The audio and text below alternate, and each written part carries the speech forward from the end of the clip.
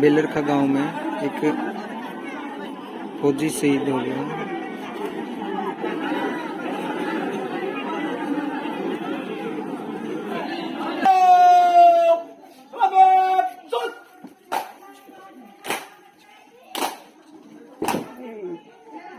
देश को इस पर गर्व है और इसकी याद के लिए हम प्रतिनिधि होने के नाते जो अभी शमशान घाट में इसका दाह संस्कार करके हम आए हैं, तो इसके लिए एक पानी की टंकी और एक छप्पर शेड का निर्माण करवाएंगे जिस पर इसका नाम लिखा जाएगा, ताकि आने वाली जनरेशन को ये पता लगे कि हमारा भाई फौज के अंदर शहीद हुआ था।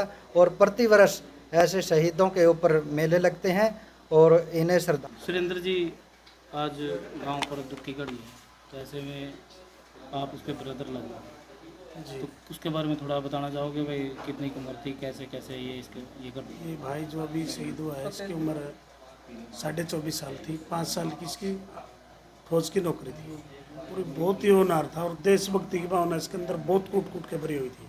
बहुत जज्बा था भर्ती होने के लिए।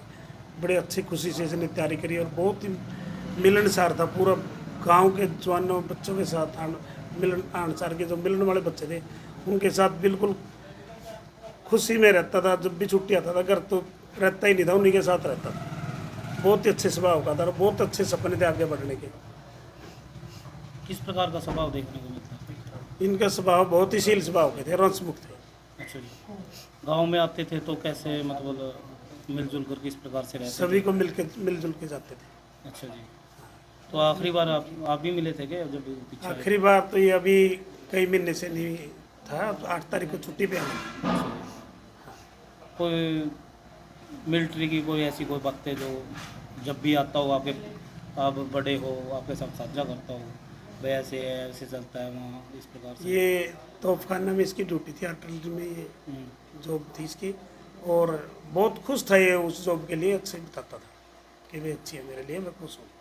तो जो कोई परेशानी नहीं थी किसी बात की। जो बलिदान दिया है, तो मतलब थोड़ा बताना चाहेंगे भाई किस प्रकार से क्या हुआ उनके साथ? इनको बक्सा से ये गाड़ी में बक्से रख रहे थे, तो जैसे ये बक्सा रख के पीछे मुड़ा, पीछे से कोई और बक्सा लेके आ रहे थे, वो यहाँ लगे इसको। अभी ब्लीडिंग भी हुई इसकी 10-12 दिन पहले। तो वो बोलता था कि मैं अब ठीक हूँ, ब्लीडिंग तो ज़्यादा होगी, अब ठीक हूँ।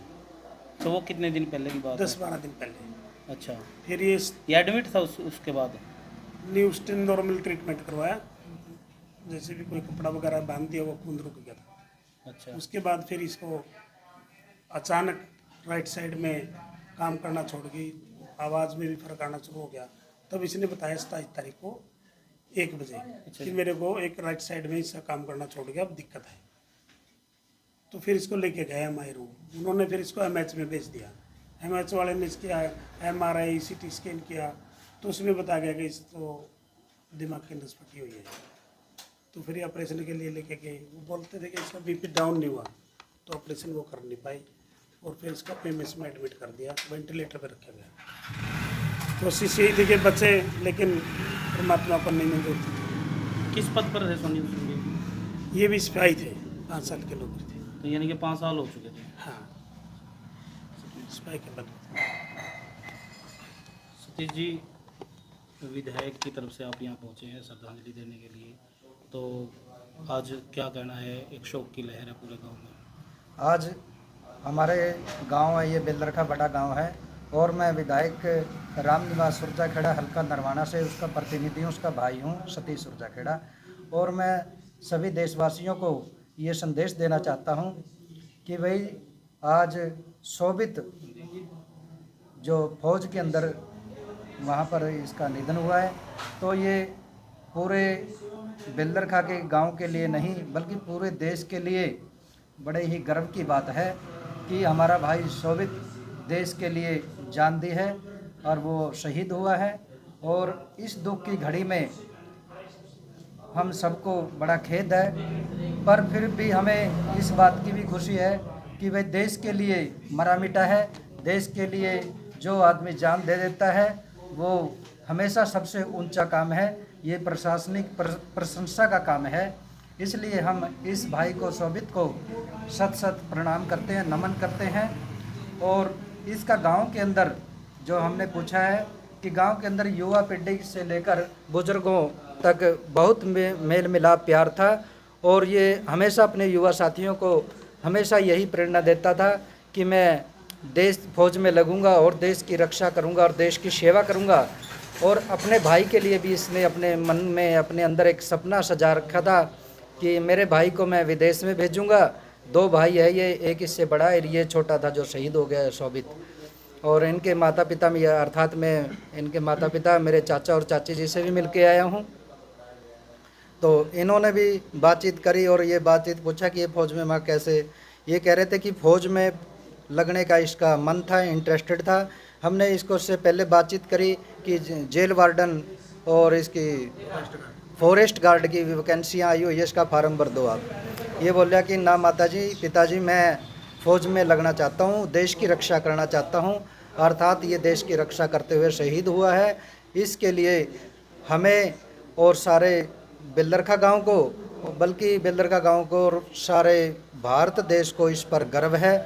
और इसकी याद के लिए हम प्रतिनिधि होने के नाते जो अभी शमशान घाट में इसका दाह संस्कार करके हम आए हैं, तो इसके लिए एक पानी की टंकी और एक छप्पर शेड का निर्माण करवाएंगे जिस पर इसका नाम लिखा जाएगा, ताकि आने वाली जनरेशन को ये पता लगे कि हमारा भाई फौज के अंदर शहीद हुआ था।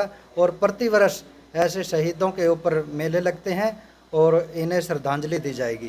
तो सतीश जी, आपको नहीं लगता कि एक शहीद जैसे आज शहीद हुआ है तो शहीदी दिवस मनाना चाहिए और समय समय पर इनको याद करना चाहिए? जी सर, मैं बिल्कुल बोल रहा हूँ यही बात कि इनके हर वर्ष जैसे हम राजगुरु सुखदेव जी और भगत सिंह जी के हर वर्ष शहीदी दिवस मनाते हैं, इनका भी शहीदी दिवस मनाना चाहिए।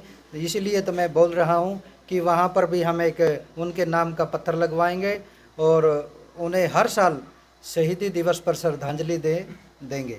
गांव के लोगों के लिए रामनिवास सुरजाखेड़ा की तरफ से आप क्या मैसेज दोगे? मैं गांव के रामनिवास सुरजाखेड़ा की तरफ से यही मैसेज देना चाहता हूं कि भाई गांव के अंदर युवा पीढ़ी जो जनरेशन है अपने भाई की तरह चलें और देश की रक्षा करें और ऐसे सपने अंदर मन में रखें कि भाई हमें भी अपने भाई की तरह देश के ऊपर जान कुर्बान करनी है, देश की रक्षा करनी है, देश की सेवा करनी है और अपने परिवार वालों की, अपने गांव की भी सेवा करनी है। जी, उन माओं के लिए क्या कहना चाहोगे जिनको पता है कि फौज में जाऊंगे तो तिरंगा में भी लिपट का सका, लेकिन फिर भी अपने बच्चों को बॉर्डर पे भेजें?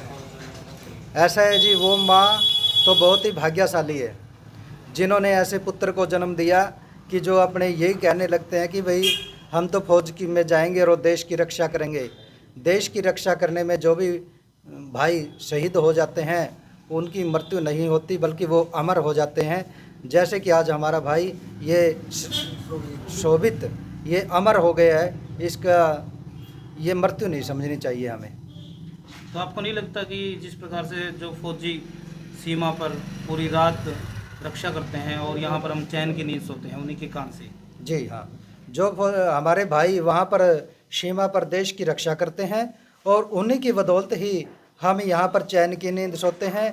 इसलिए हम हमारे फौजी भाइयों के लिए भी हमारा फ़र्ज बनता है कि हर वर्ष उनके लिए भी हम शहीदी दिवस के मेले लगाएं और उन्हें श्रद्धांजलि अर्पित करें और उन्हें प्रणाम करें।